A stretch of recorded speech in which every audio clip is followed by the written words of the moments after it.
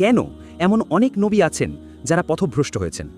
উদাহরণস্বরূপ নবী দাউদ, যিনি ব্যভিচার করেছিলেন।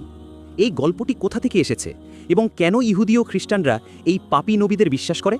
আমি যদি ঠিক শুনে থাকি, আপনি কি নবী লূত আলাইহিস সালামের কথা বলছেন? দাউদ আলাইহিস সালাম, যিনি ব্যভিচার করেছিলেন। দাউদ, আচ্ছা। ভাই প্রশ্ন করেছেন যে কোরআন এবং বাইবেলে অনেক নবী আছেন যাদের বর্ণনা একই রকম, কিন্তু কিভাবে নবী দাউদ এবং অন্যান্য নবীরা পাপী হতে পারেন, তারা কিভাবে এতে বিশ্বাস করে? আপনি যদি বর্তমান বাইবেল পড়েন তাহলে দেখবেন অনেক নবী পাপ করেছেন। যেমন আপনি নবী দাউদের কথা উল্লেখ করেছেন। আপনি যদি নবী লূত আলাইহিস সালামের কথা পড়েন, তিনি শুধু ব্যভিচারই করেননি, তিনি অজাচারও করেছেন, যা আরও বড় পাপ। অজাচার মানে হলো তিনি তার নিজের মেয়ের সাথে শুয়েছিলেন। তাই আমরা ইসলামে বিশ্বাস করি যে একজন নবী হলেন নিষ্পাপ। সুতরাং বাইবেলে উল্লেখিত এমন কিছু যা কোরআনের সাথে মিলে যায় তা আল্লাহর বাণী হিসেবে গ্রহণ করতে আমাদের কোনো আপত্তি নেই। যে কোনো বিষয় যা কোরআনের বিরুদ্ধে যায় আমরা বলি তা আল্লাহর বাণী হতে পারে না।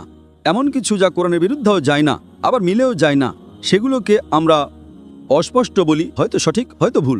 নবী দাউদের পাপ করা, নবী লূত আলাইহিস সালামের অজাচার করা, এগুলো কোরআনের বিরুদ্ধে যায়, তাই আমরা এগুলোকে আল্লাহর বাণী হিসেবে মানি না। সুতরাং এটি বাইবেলের মধ্যে একটা প্রক্ষেপণ, এটি একটা বানোয়াট কাহিনী, এটি একটা মন গড়া বিষয়।